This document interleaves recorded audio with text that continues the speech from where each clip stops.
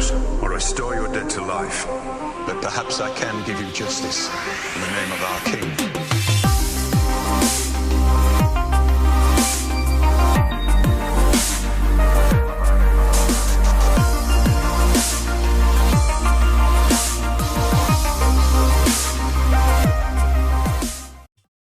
Hey everyone. Today we're going to do things a little bit differently. I have my friend Rachel here. She's a contributor on the Last Harpy channel, and we want to talk about some of our favorite shows that we've been watching while waiting for the last season of Game of Thrones to arrive. So with that being said, if this isn't really your cup of tea, go ahead and skip the video for today. But if you guys really enjoy what we talk about, maybe we can do some longer conversations kind of like this in the future. So just let us know down in the comments below and we'll listen to your suggestions. Anyway, to start off with, one of the first things that we really started watching is Evil Genius. Evil Genius is a 4-part documentary on Netflix. So if you guys have Netflix, which I'm assuming most people do because I think it's the biggest streaming application out there. So I opened up a brief synopsis on Google for Evil Genius, and I'm just going to read it off to you guys so I don't get anything too wrong, and then we'll talk about kind of what we like about it. And some of these shows aren't going to be exactly like Game of Thrones. A lot of them are going to be crime-inspired and based on real-life events. And so anyways, let me read it off. In August 2003, an attempted bank robbery in Erie, Pennsylvania made news headlines across America when the robbery gone wrong turned into a public murder. The attempted robber was a pizza delivery driver who had a bomb locked around his neck. Known as the Pizza Bomber case, a manhunt ensued to find out who was responsible for the crime. Authorities eventually arrested Marjorie Deal Armstrong for the delivery man's death. She was later convicted and sentenced to life in prison, but this 4-part Netflix original series sets out to prove that there's more to the conspiracy and murder than what we previously thought. So Rachel, what are some of the things that you really enjoyed about Evil Genius?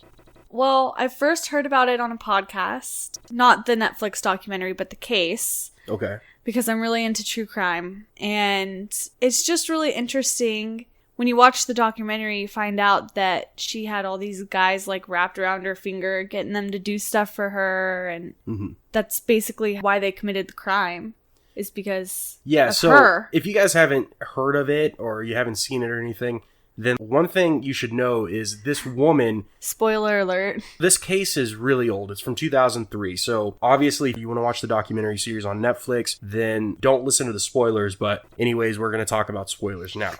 It is an old case, and what's really interesting about it, it starts off and it's very action-based, right? Like, yeah, the first episode is like all about holding the bank up and the guy getting out with the money, and then the cops showing up and him being detained, and then at the towards the end of the episode, the bomb that's around his neck explodes and he dies publicly, and they have footage of it and they show it in the documentary. So if you've got a queasy stomach, I want to watch it. Yeah, you had told me that before we started watching the show that you had already learned about the case before through a podcast. I had never heard of the story, or the case for that matter. And so when I started watching that first episode, it basically starts off and it shows like this guy sitting in the middle of the road, his hands behind his head, and the cops are basically, they got their guns drawn and they're trying to talk to this guy, and this guy's got like this big contraption locked up around his neck. And what's really interesting is he keeps saying, you know, this thing is ticking, and you can hear the ticking,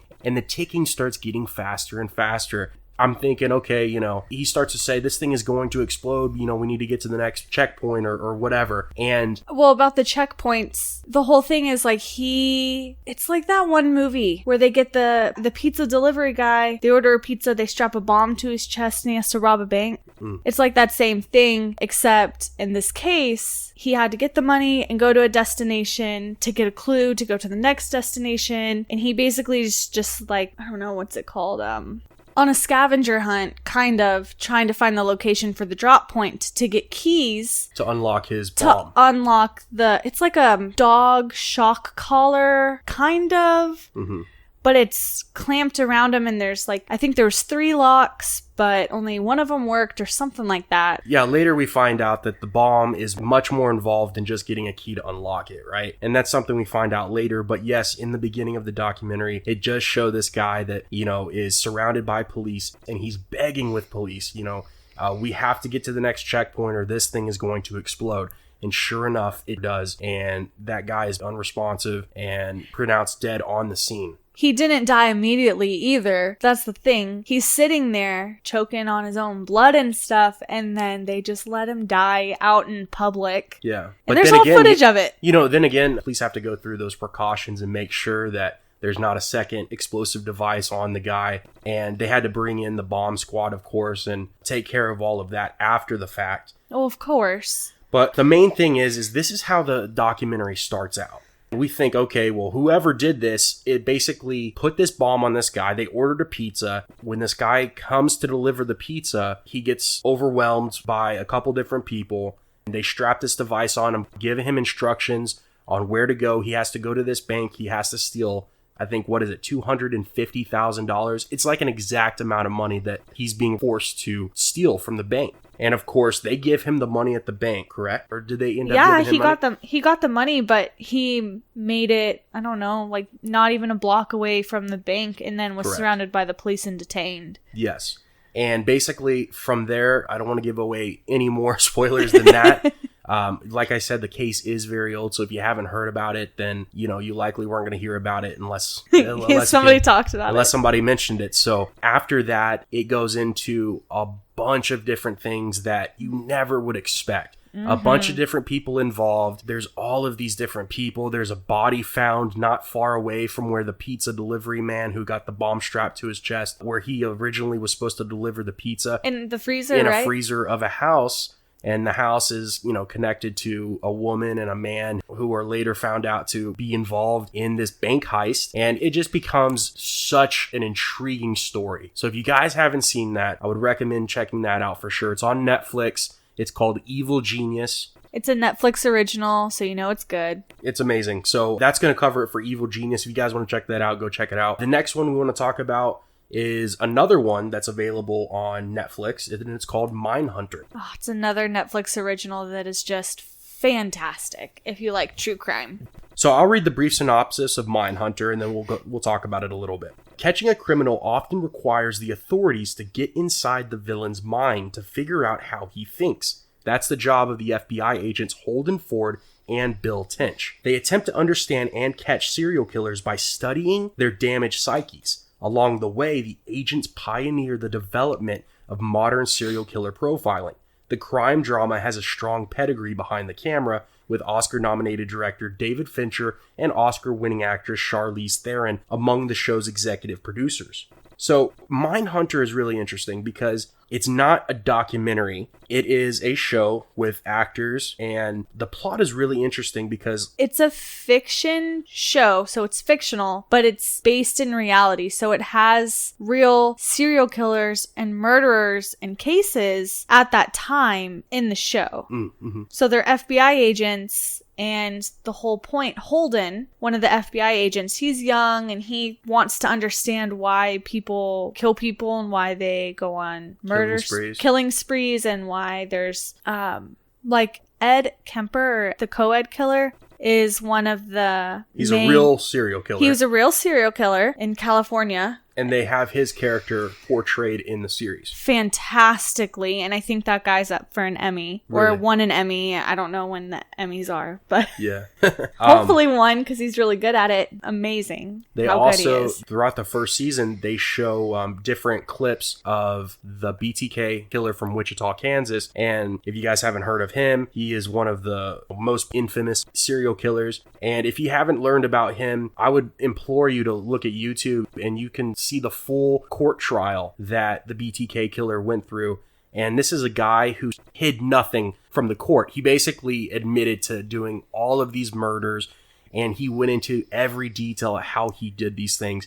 It's so intriguing. Like, I keep saying that word, but it really is, because this is a guy that had these kill kits around all of these different locations, and he would stalk his victims for months, sometimes up to a year or more, before he would actually carry out the murder. And it's just such an interesting show. We've also found out that in season 2, they're going to be covering even more serial killers that are pretty well known. They're going to continue BTK. They're looking at Charles Manson. Okay. And I mean, that's like the biggest one. Oh, that and he's one of the most infamous. Doesn't the show's timeline kind of sit in between like the late 70s and the early 80s? Yeah. So all of those serial killers that, I don't want to say popular, but all the serial killers that are most known are from that time period. And so the show's gonna hopefully have some sort of interaction with them because it's just so interesting. Yeah, it's very, very interesting. And it starts to make you wonder the differences between the average human psyche versus the type of person who does become a serial killer, and how those two different humans actually grow up, their childhood. And you'll start to realize that a lot of these serial killers grew up in the same way. You know, they had abusive family relationships, or they were abused. You know, and they start off with hurting animals or trying to hurt themselves or other kids in their class and stuff like that. And it just builds and builds until they become these serial killers.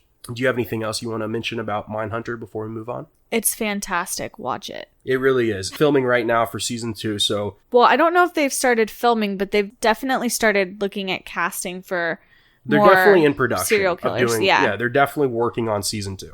That's a good show that will have a decent amount of content for you to be able to browse and wait through the long night for the last season of Game of Thrones to come on.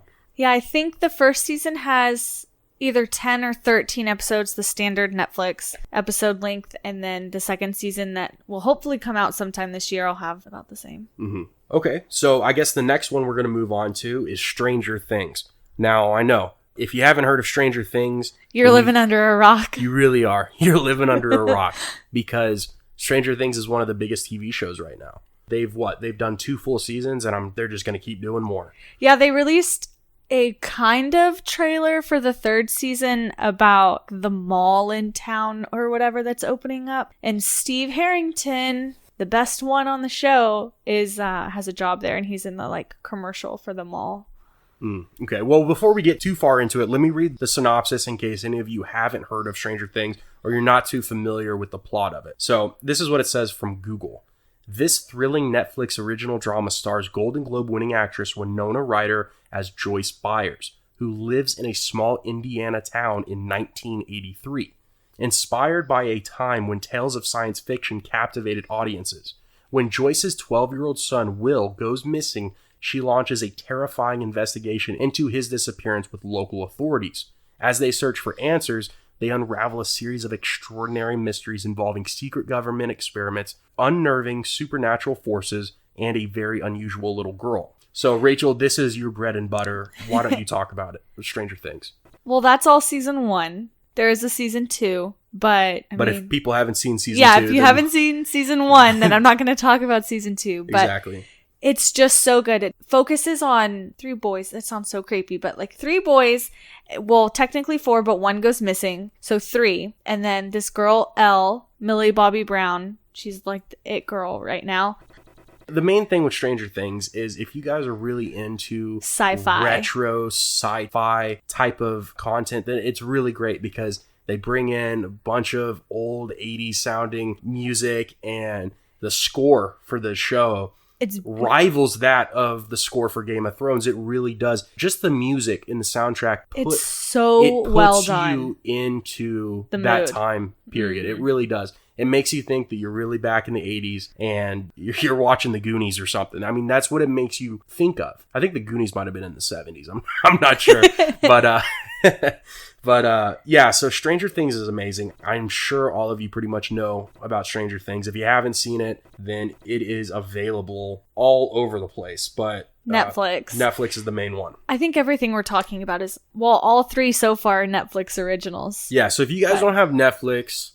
Get it. That's all we live in is Netflix. I think there's 2 different options for Netflix. There's the regular Netflix, and then you can pay a couple dollars more per month, and you get a 4K version of Netflix, which comes with some extra Netflix originals that are filmed in 4K. And so if you have those newer TVs and stuff, you'll have even a better viewing experience. That, and then the more you pay each month, the more screens you can stream on at a time. Mm-hmm. I think the standard's 2, and then a bump up, it's 4, and that's what we have. Yeah. It's worth it. So that's pretty much it about Stranger Things. We could go into it way more deep, but it's obviously a very popular show right now. It had a cult fan base from the very beginning, but I think it's moved into the mainstream, and pretty much everybody talks about that show now. Moving away from that, we're going to move into one of Rachel's favorite new shows. It's called Sharp Objects, and it's available on HBO. It is so good. I'll give you a quick breakdown on Google, and this is what it says. Based on the debut novel, Sharp Objects stars Amy Adams in her first major role on the small screen as reporter Camille Preaker, who returns to her small hometown to investigate mysterious unsolved crimes. 2 girls are missing, one of whom was found dead and presumed murdered. As she searches for clues, Camille reunites with her estranged family, overbearing mother Adora, stepfather Alan Krellin, and half-sister Amma, which rekindles traumatic childhood memories, including the death of her younger sister. Piecing together a psychological puzzle from her past, Camille begins to identify with the young victims a bit too closely. Well, first off, I take offense to the whole her first major role on the small screen, because we all remember her from The Office. That's true. She was in the very first season of The Office. And the second. And if you guys haven't seen The Office, you've been living even further Under underground. a rock. No, you've been living in a cave if you haven't seen The Office. On an island in the middle of nowhere. Yeah. You might as well be Tom Hanks in Castaway. But yeah, so Sharp Objects is a very interesting show. Depending on how popular it is, they might up it for a second season, because that's what they did with Big Little Lies. Big Little Lies was based on a book. That's also an HBO show. Yeah, that's another HBO show. It was a limited series. And for all the guys listening, if you are on HBO or HBO Now and you scroll through and you're looking for something to watch and you come across Big Little Lies, it may look like it's more of a chick flick, but trust me, it's a really interesting story. It really is. Big Little Lies and Sharp Objects are both kind of murder mystery type things. Big Little Lies, at the very beginning of the first episode, they're interviewing people because of a death. And so throughout the whole season, they're like doing, I guess, flashbacks to everything that led up to the events that first happened on the first episode with the death. And so you're trying to piece together who died and who killed the person that died. And you find out at the end of the season. Yeah, it's a show that has a lot of flashbacks, right? Yeah, basically the whole show is flashback. They just have the current interviews. That's the current quote-unquote current timeline. And that's the one with like it has Nicole Kidman and all Nicole Kidman, Reese Witherspoon, Shailene Woodley, and Alexander Skarsgård. Who Alexander Skarsgård was in another HBO show, True Blood. Okay. No, I mean, I definitely know of True Blood. You're a True Blood fan. I've never really got into it. Only the shows. I never read the books. Okay. But yeah, so Big Little Lies, Sharp Objects, those are 2 that you can find on HBO. They're definitely worth watching. And Sharp Objects, we binge watched all 4 episodes on Sunday, and there's 4 more episodes airing every Sunday for the next 4 weeks. Okay. At the same time Game of Thrones was on, like 8 p.m. or whatever. Got it. So it's basically in HBO's headline spot, or their marquee spot, or whatever. Yeah, for right now. Yeah, for right now. So it's obviously a pretty big deal for HBO, because they don't just they have so many different series going on right now, and for them to put that in kind of a prime time, it deserves broadcast it. time, it's definitely a good show. It deserves it. It's really good. And if you've seen the new version of It, the girl in It, and I can't remember her name even though we were watching the movie this past weekend, she plays Amy Adams' younger self in Sharp Objects. Yeah, that's right. Yeah. Alexander Skarsgård. I think his youngest brother. Bill Skarsgård or whatever. He is the one that plays Pennywise, which is the clown, the main villain. In It. One of the main cast members in that movie is in Sharp Objects. And plays the young version of Amy Adams. Which happens, I mean, these 2 people, these 2 girls, seem like that they are related. I mean, they really look identical to each other. Their faces, they couldn't have cast a better younger version of Amy Adams. Let's just say that. Yeah. But you know what else is funny? One of the kids in It is also in Stranger Things. That's true. You're absolutely right. So we're moving on to the last show we've got right here. It's also available on Netflix, like most of the other shows that we've mentioned. It's called The Staircase, and this is a crime documentary, docu-series or television miniseries. It's very similar in the way it was produced to Making a Murderer. It is an older documentary that Netflix got the rights to or whatever, and then added 2 or 3 episodes at the end. So you have the original documentary plus a few extra episodes on what happened after the documentary originally ended that Netflix added. Yeah, correct. So I'm going to give a brief synopsis and then we'll talk about it. So in 2001, novelist Michael Peterson's wife died, and he claimed she perished after falling downstairs at their home. The medical examiner, however, determined that she had been beaten with a weapon, which led to Peterson becoming a prime suspect in what would become a murder investigation. This series, which began with 8 episodes in 2005 before being updated in 2013 and later in 2018, follows the investigation as it proceeds from Peterson's arrest to a verdict being reached in the trial. The real-life courtroom thriller offers a rare and revealing inside look at a high-profile murder trial and an examination of contemporary American justice. So basically, it follows a guy, Michael Peterson, and he is a novelist. He wrote some popular books back in the day, and he had some level of fame. He was a decently well-off man, and he was married to a woman. In the documentary, it shows all of the... It was his second marriage. It was his second marriage, but Michael Peterson calls the police or whatever. The police are called. They show up, and they see this woman who's deceased laying at the bottom of this stair set, and there's blood spattered all over the wall. She's bloody everywhere. There's so much blood. And basically, the husband, Michael Peterson, is saying that she must have fallen down the stairs. While he was outside. He claims that he was outside. And he didn't hear anything? He didn't hear anything. He didn't know what happened. She had gone inside, and then like an hour later, however long later, I'm not going to claim to know, he went inside, found her, and called the police. Correct. Where this gets really interesting is when the medical examiner and the coroner go over her body and look at, how exactly she died. They lift up her hair and they notice that there is like gash wound. Her skull was just beaten in. It was beaten in. It looks like somebody took a blunt object and just cracked this woman over the head multiple times. At least 6 or 7 times, right? Yeah. I mean, it's a lot of blood, and I don't think that they could really tell at first just because of all of her hair, because she had really long hair, and the way her body was, like what exactly happened, but they knew that she didn't fall down the stairs because of all the blood. Correct. And what's really interesting is as we go through this documentary, we learn that this Michael Peterson, his first marriage ended in the exact same way.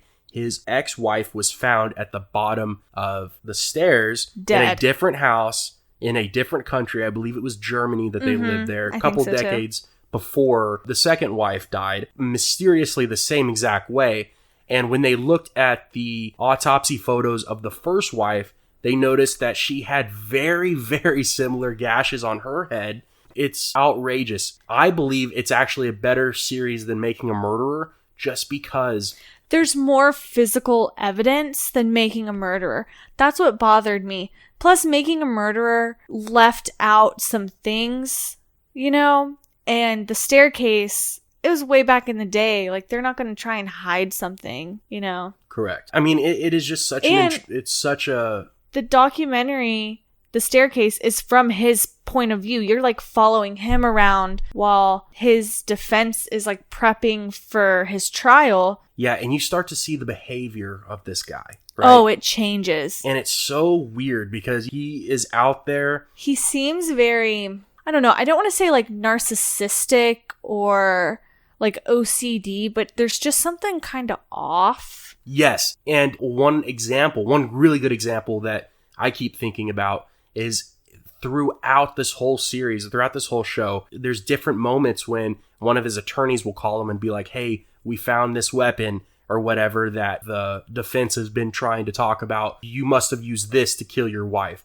And then they find the weapon. This is something you probably didn't know about. No, I didn't. But they find the weapon that the defense accuses Michael Peterson of using to beat his wife. They find this weapon on his property like months later. During the trial's already began. And, every time he gets an update on new information, he says, oh yeah, of course it wasn't me. I couldn't have done that because this. You know, so basically when his defense team... He's He's deflecting. So if his defense team says, oh, well, you know, one thing we can present to the jury is that it wouldn't make sense for me to kill her for this reason. And he just jumps on it. He goes, exactly, I couldn't have done it. It's a very O.J. Simpson style kind of denial, which is very, very entertaining to watch. But without spoiling too much more, that's basically the gist of The Staircase. If you guys haven't seen it, go to Netflix, watch it, save it, add it to your watch list, do whatever. Trust me, you watch the first episode, you're hooked. You're hooked. You will literally finish that thing in the next couple days. I mean, it is so good. Mm-hmm. But other than that, guys, we don't want the conversation to go on too long. These are a few of our shows that we've been watching while we're waiting for the final season of Game of Thrones. Obviously, we really like true crime documentaries and shows. So if you have any suggestions, please leave them in the comments below. We're open to watching anything. Yeah, and if you guys like us talking about things that are a little bit different than Game of Thrones specific, then let us know and we can talk about basically anything that you want. But other than that, guys, I really appreciate you watching. If you have any suggestions, again, please leave them down in the comments below. As always, have a great day, take care, and we will see you soon.